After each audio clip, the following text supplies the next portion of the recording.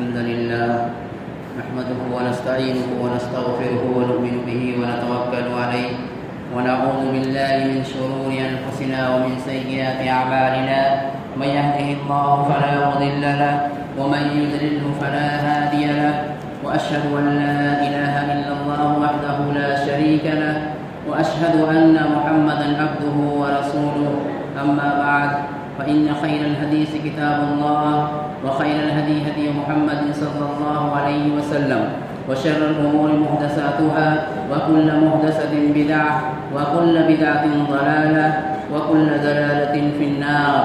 أعوذ بالله من الشيطان الرجيم. بسم الله الرحمن الرحيم. يا أيها الذين آمنوا اتقوا الله حق تقاته ولا تموتن إلا وأنتم مسلمون. يا أيها الناس اتقوا ربكم الذي خلقكم من نفس واحدة وخلق منها زوجها وبث منهما رجالا كثيرا ونساء واتقوا الله الذي تساءلون به والأرحام إن الله كان عليكم رقيبا. يا أيها الذين آمنوا اتقوا الله وقولوا قولا سديدا يصلح لكم أعمالكم ويغفر لكم ذنوبكم ومن يطع الله ورسوله فقد فاز فوزا عظيما. أعوذ بالله من الشيطان الرجيم. بسم الله الرحمن الرحيم. إنا أنزلناه في ليلة القدر وما أدراك ما ليلة القدر. ليلة القدر خير من 1000 شهر. تنزل الملائكة والروح فيها بإذن ربهم من كل أمر سلام هي حتى مطلع الفجر.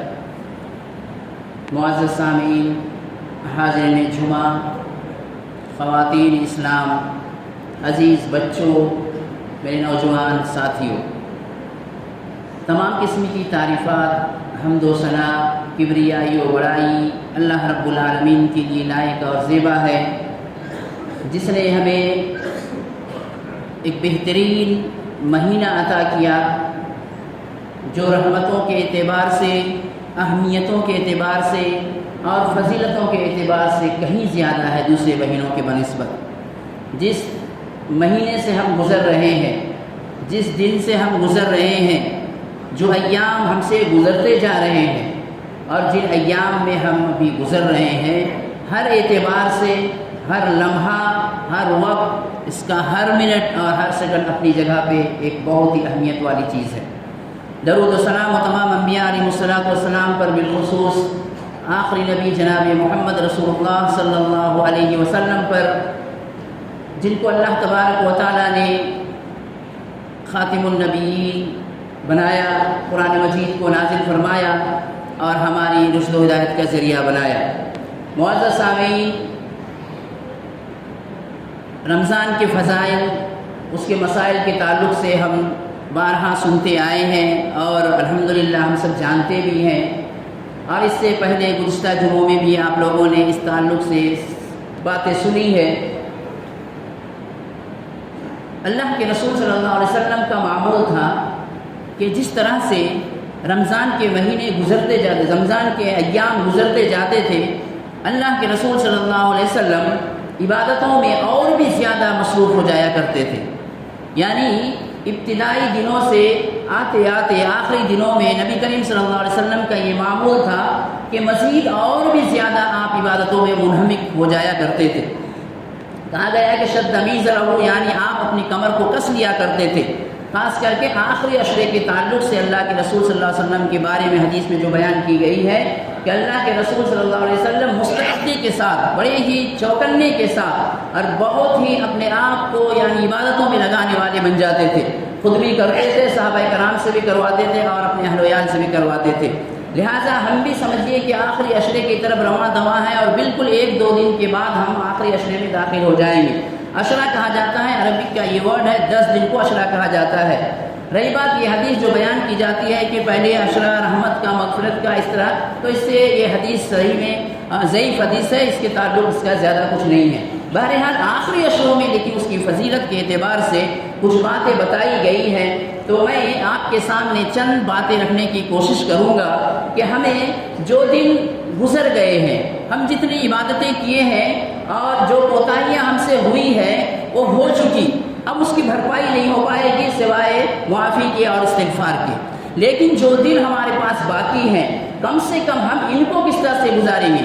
یہ یقین ہے کہ الحمدللہ اللہ تبارک و تعالیٰ کے فضل و کرم سے ہمارے مرد خواتین سب کے سب رمضان میں بڑی مستعدی کے ساتھ عبادت کر رہے ہیں، لیکن جب کچھ باتیں اور معلوم ہو جاتی ہے تو عبادت میں اور بھی مزہ آ جاتا ہے اور دلچسپی بڑھ جاتی ہے۔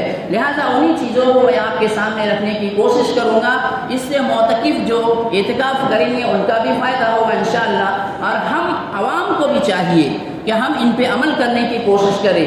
سال بھر ہم سے ہو نہیں پاتا ہے، یا ہوتا ہے تو کبھی کبھی ہوتا ہے، لیکن رمضان کا مہینہ اس کے لیے بڑا ہی بہترین مہینہ ہے، چونکہ آدمی اپنے آپ کو عبادتوں میں مشغول رکھنا چاہتا ہے۔ لہٰذا اس اعتبار سے اس کو جاننا چاہیے کہ ہم کون کون سی عبادتیں ایسا اور بھی کر سکتے ہیں جو سنت سے ثابت ہے، جو حدیث سے ثابت ہے، کیونکہ ایسا تو نہیں ہے کہ ہم اپنے من کے مطابق جو چاہے عبادت کر لیں، ایسا نہیں، بلکہ ہر وہ عبادت اللہ کے رسول سے ثابت ہی ہونی چاہیے اور اللہ کے رسول کے طریقے پہ ہی ہونی چاہیے۔ ہم سب یہ جانتے ہیں کہ اللہ تبارک و تعالیٰ قیامت کے دن فرض کے تعلق سے سب سے پہلے سوال کرے گا، یعنی فرائض کے تعلق سے جو ہم پہ فرض کیا گیا ہے، چاہے وہ نماز ہو یا روزہ ہو یا زکوٰۃ ہو یا حج ہو، سب سے پہلے اللہ تعالیٰ اس کے تعلق سے ہماری بات پرس کرے گا۔ پھر جب دیکھے گا بندے کے پاس کچھ کمی ہے تو اللہ تبارک و تعالیٰ کہے گا کہ اس کے نوافل کو دیکھو، یہ بندہ نوافل میں کتنا عمل کیا ہے، اور پھر اس نوافل سے اس فرائض کو بھرپائی کر دی جائے گی اور بندہ جنت کا مستحق ہو جائے گا۔ لہٰذا کوئی نفل چیزوں کو یہ عام چیز یا بہت کمتر نہ سمجھے۔ نفل بھی اللہ کے رسول صلی اللہ علیہ وسلم جس کو پابندی سے ادا کرتے تھے، وہ کمتر کیسے ہو سکتا ہے؟ وہ ہماری نظر میں جبکہ وہ نبی تھے اور صحابہ کرام کا معمول رہا ہے، جب انہوں نے اتنی پابندی سے ان چیزوں پہ عمل کیا ہے اور اسی خواہش کے بنیاد پہ یا اس وجہ سے کہ ہماری اگر فرائض میں کمی رہے تو ان سے ہماری بھرپائی ہوگی، تو ہم جیسے لوگ گناہگار خطاکار لوگوں کے لیے مزید یا اور بھی اہمیت والی چیز بڑھ جاتی ہے۔ اس اعتبار سے میں آپ کے سامنے چند باتیں رکھوں گا، جتنی مسئلے میرے پاس ہے میں سمجھتا ہوں 2-2 منٹ بھی کہنے سے وقت زیادہ ہو جائے گا، لہٰذا میں آپ کے سامنے چند مسائل یا چند عبادتوں کے تعلق سے، نفلی عبادتوں کے تعلق سے آپ کے سامنے بیان کروں گا۔ اگر آپ کو کچھ سمجھ میں نہیں آئے تو بعد میں آپ ہم سے مل کے اس کی تعلق سے تفصیل پوچھ لیں گے انشاءاللہ۔ لیکن میں چاہتا ہوں کہ یہ جو 12 دن ہمارے پاس ہے اور یہ 18 دن جو گزر چکے ہیں، اب یہ 12 دن ہے، وہ 18 دن میں ہم نے جو عبادت کیا اللہ سے ہم دعا کرتے ہیں اللہ ہماری عبادتوں کو قبول فرما، لیکن بقیہ جو 12 دن ابھی باقی ہیں ہم کو اتنی عبادت کرنے کی توفیق عطا فرما جس سے تو راضی ہو جائے۔ تو سب سے پہلے میں شروع کرتا ہوں، قرآن مجید کے اندر اللہ تبارک و تعالیٰ سورہ ذاریات میں آیت فرمایا ہے وَبِالْأَسْحَارِ هُمْ يَسْتَغْفِرُونَ، یعنی اللہ کے وہ بندوں کی صفات بیان کیا گیا ہے کہ وہ کانوا قلیلا ما یہجعون، یعنی راتوں کے وقت یہ بڑے کم سویا کرتے تھے، یعنی پوری رات سو کر گزارا نہیں کرتے تھے۔ اور جتنی بھی یہ میں باتیں آپ کے سامنے بیان کر رہا ہوں یہ رمضان سے ہی تعلق نہیں ہے، زندگی کے پورے دنوں سے تعلق ہے۔ آپ اس کو ہرگز یہ نہ سمجھیں کہ صرف رمضان سے تعلق ہے، پھر رمضان کے علاوہ ہاں کچھ ایسی عبادتیں ہیں جو رمضان سے تعلق ہے، لیکن جو نفلی عبادتیں میں آپ کے سامنے بیان کر رہا ہوں اس کا تعلق پوری زندگی سے ہے۔ لیکن انسان چونکہ رمضان میں زیادہ عبادت کرتا ہے اور اس کو یہ نیت کرنی چاہیے، کوشش کرنی چاہیے کہ انشاءاللہ جو رمضان میں عبادتیں شروع کیا ہوں، جتنی نفل ہے اپنی پوری زندگی میں اس کو لاگو کرنے اور اپنانے کی کوشش کروں گا۔ یہ انسان کی ہمیشہ نیت ہونی چاہیے، اور نیت بھی کر لے گا تو اللہ تعالیٰ اس کو ثواب دینا شروع کر دے گا، اگرچہ اس سے کوتاہی بیچ بیچ میں ہو جائے۔ بہرحال جیسے کہ میں نے جو آیت آپ کے سامنے پڑھا وَبِالْأَسْحَارِ هُمْ يَسْتَغْفِرُونَ، اللہ کے وہ نیک بندے ایسے ہوتے ہیں جو راتوں کو اٹھ کر اللہ تعالیٰ سے استغفار کرتے ہیں۔ ابھی دیکھیے ہمارے لیے کتنا اچھا موقع ہے، ہم سحری کے لیے اٹھتے ہیں، ہم سحری کے لیے ہم سب اٹھتے ہیں روزہ رکھنے کے لیے۔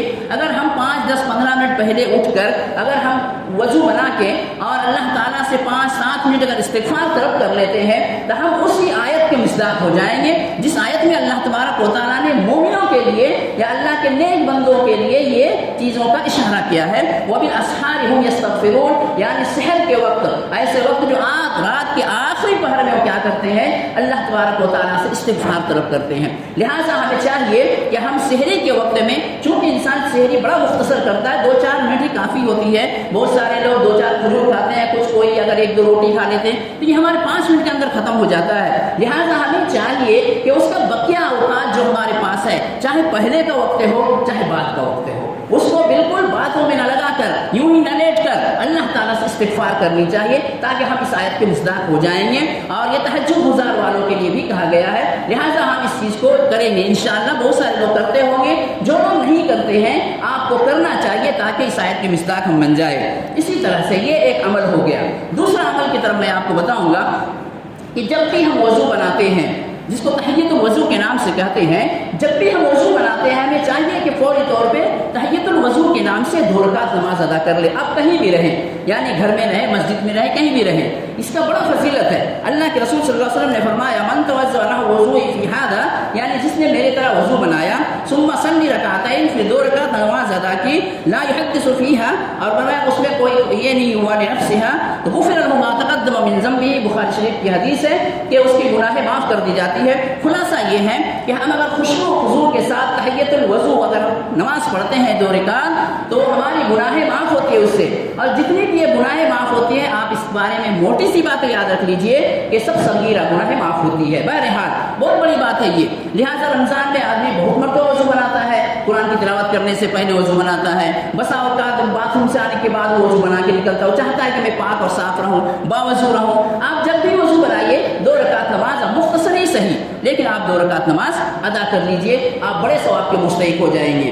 اسی طرح سے اس کے تعلق سے کئی حدیثیں آئی ہے. بلال رضی اللہ تعالیٰ عنہ کو اللہ کے رسول فجر کی نماز میں مخاطب ہوتے ہیں, فرماتے ہیں یا بلال بتاؤ تمہارا کون سا ایسا عمل ہے جو میں نے تم کو جنت میں تمہارے قدموں کی آہٹ سن لی ہے. تو انہوں نے کہا کہ اللہ کے رسول میں جب بھی وضو بناتا ہوں 2-4 رکعت نماز اپنے میسر اپنے جتنا استطاعت ہوتا ہے میں نماز پڑھ لیتا ہوں. فرمایا یہی عمل تمہارا اللہ تعالیٰ کو بڑا ہی خوش کر دینے والا عمل ہے, لہٰذا ہمیں بھی چاہیے.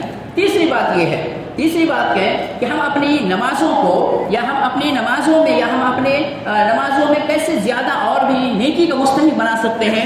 اللہ کے رسول صلی اللہ علیہ وسلم نے فرمایا, ابو ہریرہ رضی اللہ تعالیٰ عنہ راوی ہے, فرماتے لولا ان اشد امتی او علی الناس لامرتم بالسواک عند کل صلاۃ فی کل صلاۃ. یہ بھی بخاری شریف کی حدیث ہے. یعنی مسواک کے تعلق سے یہ نفلی چیز ہے, لیکن بہت ہی یعنی ثواب کے اعتبار سے بڑا اچھا عمل ہے. اللہ کے رسول صلی اللہ علیہ وسلم نے فرمایا کہ اگر میرے امت پہ شاخ نہ گزرتی, مجھے اس بات کا خوف نہ ہوتا, تو میں ہر نماز کے ساتھ اور ایک حدیث میں ہر وضو کے ساتھ مسواک کو واجب کر دیتا. لیکن بہت سارے ایسی جگہ جہاں مسواک میسر نہ ہوں گے, اسی لیے نفلی تک رہ گیا. عائشہ رضی اللہ تعالیٰ عنہ فرماتی ہیں کہ مسواک کیا چیز ہے. جب انسان بندہ جب مسواک کرتا ہے تو یہ منہ کی گندگی کو بھی دور کرتا ہے, اور یہ اللہ تبارک و تعالیٰ کے رضا کا ذریعہ ہے. مرزاد رب ہی اللہ تعالیٰ کے رضا کا ذریعہ ہے. لہٰذا ہمیں چاہیے کہ مسواک کی پابندی ہم کریں. یہ ہمیشہ کرنا چاہیے, لیکن ان دنوں میں مزید اور بھی زیادہ کرنی چاہیے. عائشہ رضی اللہ تعالیٰ عنہ فرماتی ہے کہ ایک آدمی جو مسواک کر کے وضو کرتا ہے یا نماز سے پہلے مسواک کر کے نماز پڑھتا ہے, اور ایک آدمی جو غیر مسواک سے نماز پڑھتا ہے, یعنی بغیر مسواک کیے ہوئے وضو بنا کے نماز پڑھتا ہے, ان دونوں کے درمیان 70 گنا نماز کے کیا ہے یعنی فرق آ جاتے ہیں. 70 ضعفاً یعنی 70 گنا اس تعلق سے دونوں کے اندر فرق ہو جاتا ہے. بہقی کی روایت ہے, علماء کرام اس کے تعلق سے کہتے ہیں کہ یہ جو 70 گنا کہا گیا ہے یعنی ثواب کو مزید بڑھانے کے لیے کہا گیا ہے کہ جو مسواک کر کے وضو بناتا ہے تو اس کی نماز میں یعنی زیادہ ثواب ہے.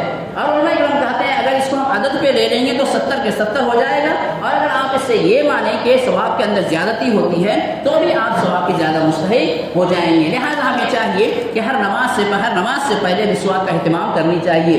یہ اس کا طریقہ کیسا ہے, آپ چاہیں تو وضو سے پہلے کر لیے. اب مان لیجیے آپ نے وضو کرنے سے پہلے بھول گیا تو جماعت کھڑی ہونے سے پہلے بھی آپ کر کے کلی کر لے سکتے ہیں, یہ بھی درست ہے. یعنی کہا گیا ہے نماز سے پہلے مسواک کرنا ہے, تو وضو کے تعلق سے وضو کے وقت بھی کرنے سے بھی چلے گا اور نماز سے پہلے. اسی لیے آپ دیکھیں گے بہت سارے ایسے عرب ہوا کرتے ہیں علماء کرام میں سے بڑے بڑے, وہ ہمیشہ مسواک اپنے جیب میں رکھے رہتے ہیں یا پھر یہاں پہ رکھے رہتے ہیں, کان میں رکھے رہتے ہیں. یعنی جب جماعت کھڑتی ہے تو اس سے پہلے وہ لے کے 2 مرتبہ اس طرح کر کے پھر اس کو اپنے جیب میں رکھ کے نماز کے لیے کھڑ جاتے ہیں. اس سے پتہ چلتا ہے کہ مسواک کی اہمیت ان کے پاس کتنی ہے, ہمیں بھی اس کی چاہیے. ایسے بہت سارے لوگ کرتے ہوں گے, لیکن جو لوگ نہیں کرتے ہیں اپنے ثواب میں بڑھوتری کے لیے آپ اس کو کرنا چاہیے. اسی طرح سے اگلی بات یعنی اللہ کے رسول صلی اللہ علیہ وسلم نے فرمایا جیسے سنت کے بارے میں, سنت مؤکدہ کے بارے میں, جو 5 فرائض نماز ہے, 5 وقت کی جو نماز ہے, اس میں اللہ کے رسول صلی اللہ علیہ وسلم 12 ایسی رکعتیں تھیں جو بڑی پابندی سے آپ پڑھا کرتے تھے، جس کو ہم سنت مؤکدہ کہتے ہیں۔ ہمیں چاہیے کہ ان نمازوں کی پابندی کرنی چاہیے، اہتمام کرنی چاہیے۔ اب اس کا اہتمام حقیقت میں دیکھا گیا ہے تو ہمارے پاس بہت کم ہوتا ہے۔ لوگ آتے ہیں، وضو بناتے ہیں اور باہر کھڑ کے بات کرتے رہتے ہیں، جبکہ آپ کے پاس ابھی وقت ہے۔ آپ مسجد کی گھڑی میں دیکھیں گے تو 5 7 8 منٹ 10 منٹ باقی ہے، تو آپ کیوں اس ثواب سے محروم رہنا چاہتے ہیں؟ بلکہ آدمی کے لیے کہا گیا ہے کہ جب آدمی وضو کی حالت میں ہوتا ہے یا وضو بنا کے جب نیت کرتا ہے مسجد کی طرف، تو وہ پوری عبادت کی حالت میں ہوتا ہے۔ تو ہمیں چاہیے کہ ان نمازوں کو ضائع نہیں کرنی چاہیے۔ یہ نماز بڑی اہمیت والی نماز ہے، لہٰذا جو باہر صحن میں، مسجد کے صحن میں آپ لوگ بیٹھ کے بات کرتے یا کھڑ کے ادھر ادھر کی باتیں کرتے ہیں، یہ بڑی محرومی کی بات ہے آپ لوگوں کے لیے۔ یقین مانیے کہ آپ بڑی ثواب سے محروم ہو کے رہ جا رہے ہیں۔ آپ سیدھے نماز کے لیے آئے، آپ سیدھے مسجد کے اندر داخل ہو جائیے۔ آپ کو باہر دوست ہے، یار ہے، بھائی ہے، کون ہے، کسی کو دیکھنے کی ضرورت نہیں ہے۔ آپ نماز کے لیے آ رہے ہیں، آپ اندر آئیے، دیکھیے وقت باقی ہے تو نماز پڑھ لیجئے، آپ اس ثواب سے آپ کیا ہے اس کو حاصل کر لیں گے۔ اس کا اچھا اسی نماز کے تعلق سے جو کہا گیا ہے کہ یہ نمازیں جو 12 سنتیں ہیں، یہ زیادہ افضل نماز کہاں پر پڑھنے سے، یعنی گھر میں پڑھنا زیادہ افضل ہے۔ اللہ کے رسول صلی اللہ علیہ وسلم نے فرمایا کہ وہ گھر جس میں اللہ کا ذکر کیا جاتا ہے اور ایسا گھر جس میں اللہ کا ذکر نہیں کیا جاتا ہے، یہ مثال ہے زندے اور مردے کا مثال ہے۔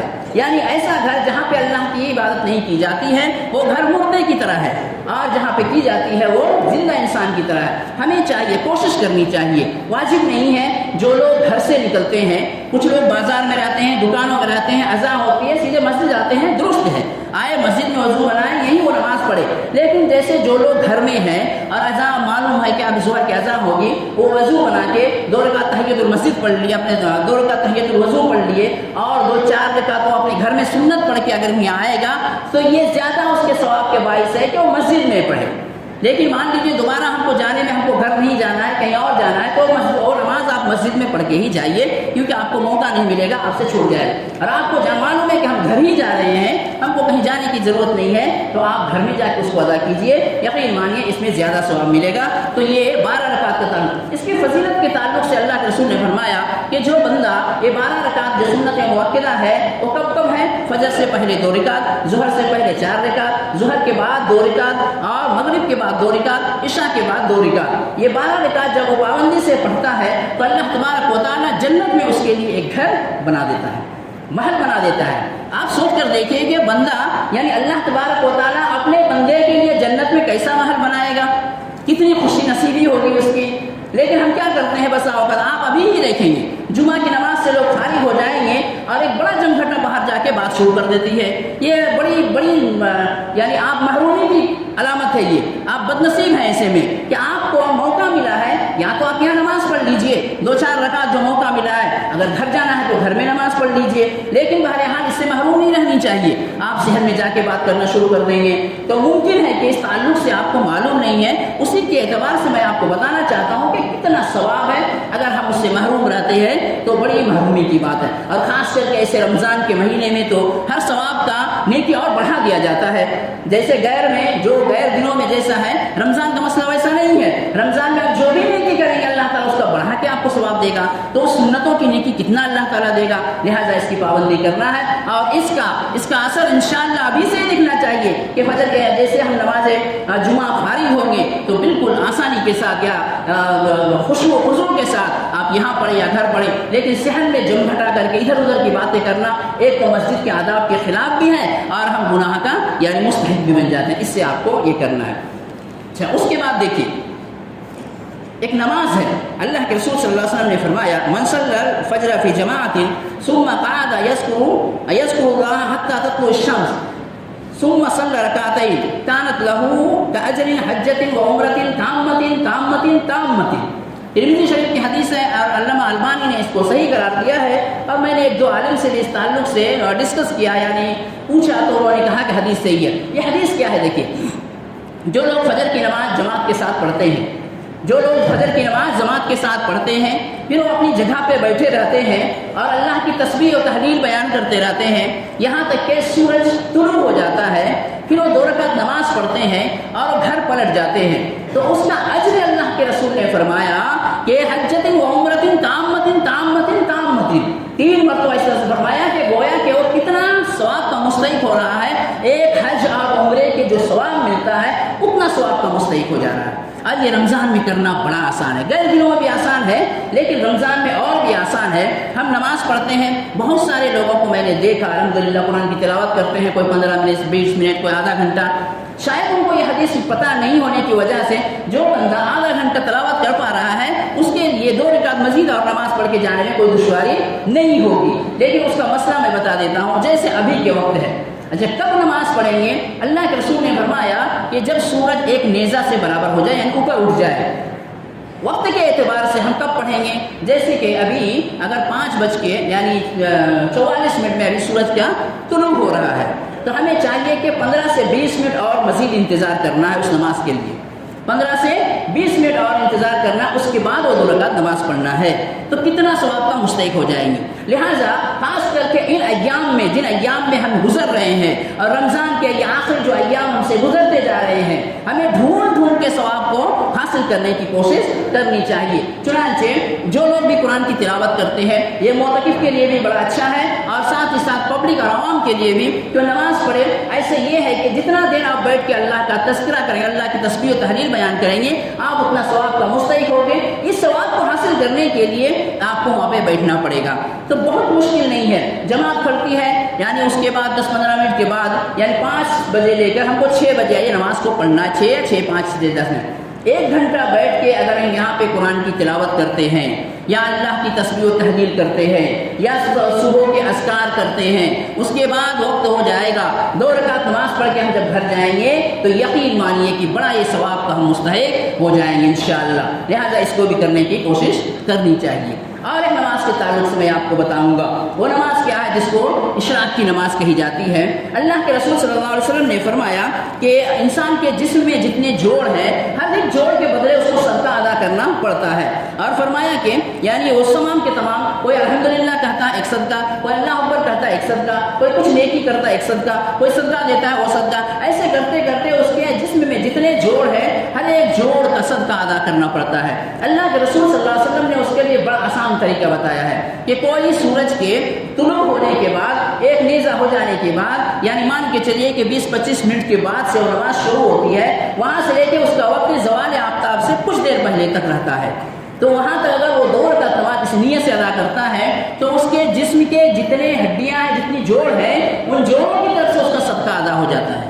کتنی بڑی بات ہے، دیکھیے کوئی مشکل نہیں ہے یہ کرنے کے لیے، یہ اس کا کوئی وقت خاص نہیں ہے کہ یہ 10 منٹ کے اندر کرنا ورنہ نہیں، اس کا وقت بھی بڑا اللہ تعالیٰ نے لمبا رکھا ہے۔ سورج طلوع ہو رہا ہے ابھی 5:45 میں، 6 بجے 6:05 یہ نماز شروع ہوتی ہے۔ زوال کا وقت کب ہوتا ہے؟ تقریباً 11:30 بجے زوال کا وقت ہو رہا ہے۔ آپ 11 ساڑھے 10 11 بجے تک یہ نماز کو اس نیت کے ساتھ پڑھ سکتے ہیں۔ بس یہ ہے کہ نماز کے وقت بدل جانے سے اس کا نام بھی بدل جاتا ہے لیکن نماز وہی ہے، لیکن کتنا بڑا ثواب ہے دیکھیے۔ اور اس کا کم سے کم 2 رکعت ہے، زیادہ سے زیادہ 4 6 8 پڑھ سکتا ہے، اور کچھ علماء کرام کہتے ہیں کہ اس کے محدود نہیں ہے، جس کو جتنی میسر ہو پڑھ لے۔ بہرحال کم سے کم 2 رکعت ہم کو اس تعلق سے پڑھنا چاہیے۔ آپ سوچ کر دیکھیے کہ کتنا ہم اس تعلق سے ثواب حاصل کر لیں گے۔ تو اس طرح سے چند نوافل کے تعلق سے میں نے بتایا، اور 5 منٹ کے اندر میں آپ کے سامنے لیلۃ القدر کے تعلق سے ہم سب جانتے ہیں، ہر مہینہ یا ہر سال اس تعلق سے ہم سنتے بھی ہیں کہ کتنا ثواب ہے اس کا، کتنا ثواب ہے۔ اچھا، اور ایک نماز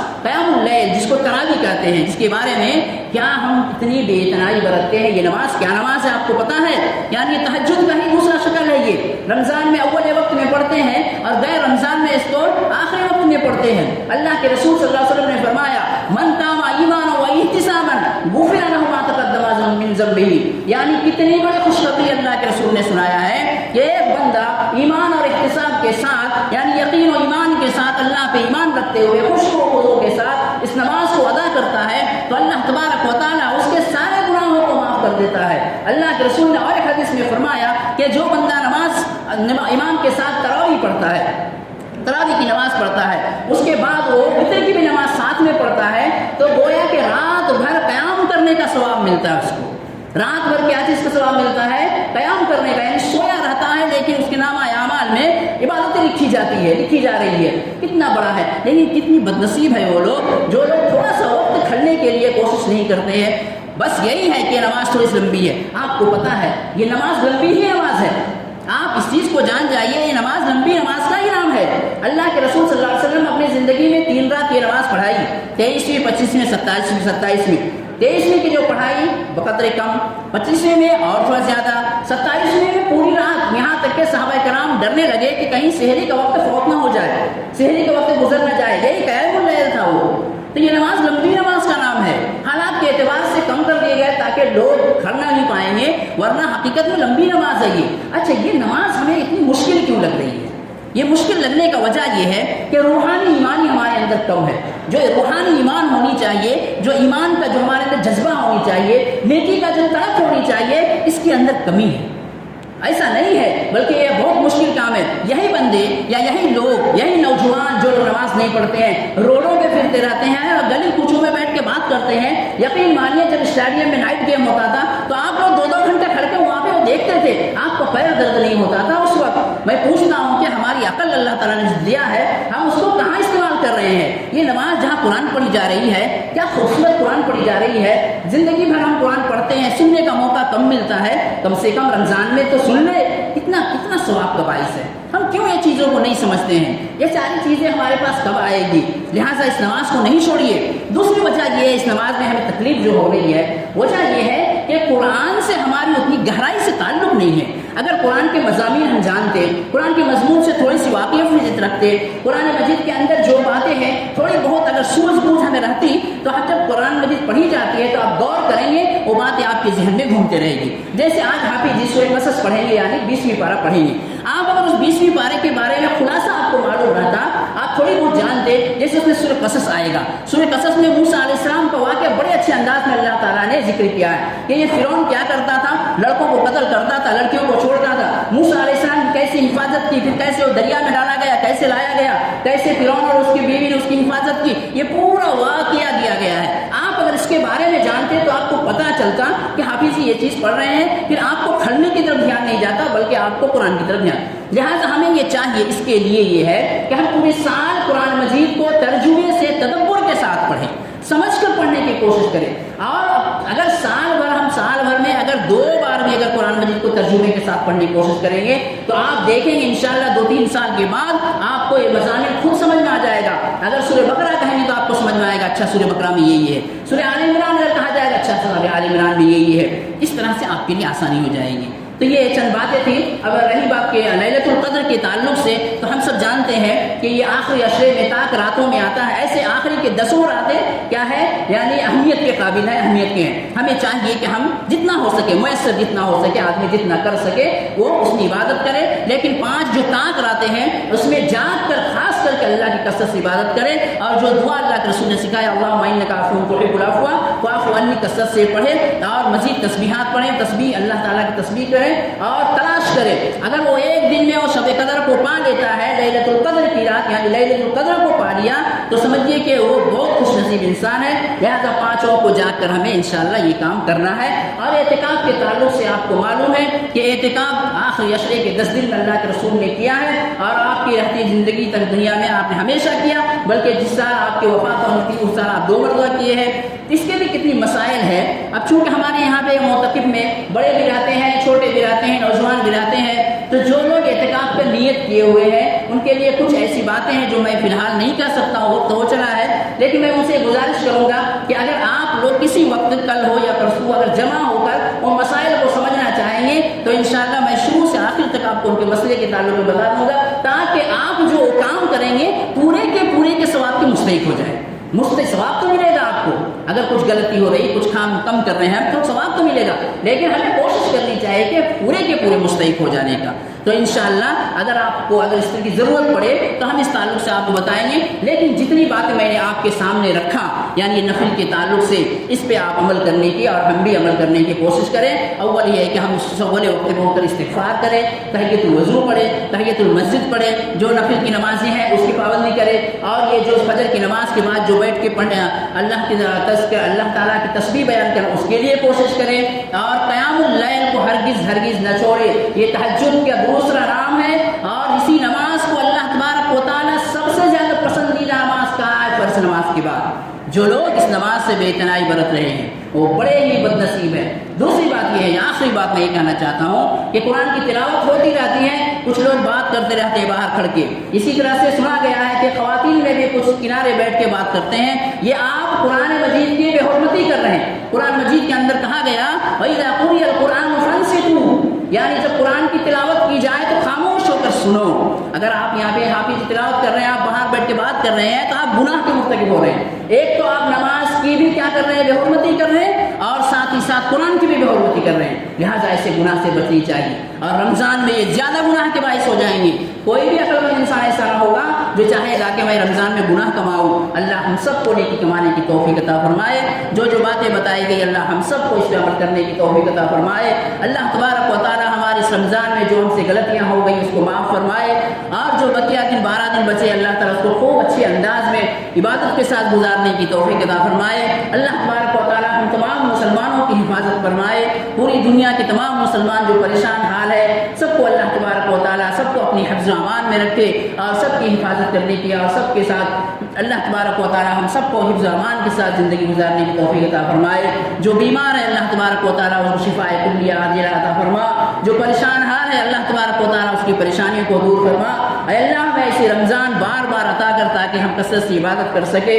جو عبادتیں اللہ ہم کر رہے ہیں، جو ٹوٹی پھوٹی عبادتیں ہیں، ہم سے عبادتیں نہیں ہو پاتی ہے، جو عبادتیں ہو رہی ہیں اللہ تعالیٰ اس کو قبول فرما لے۔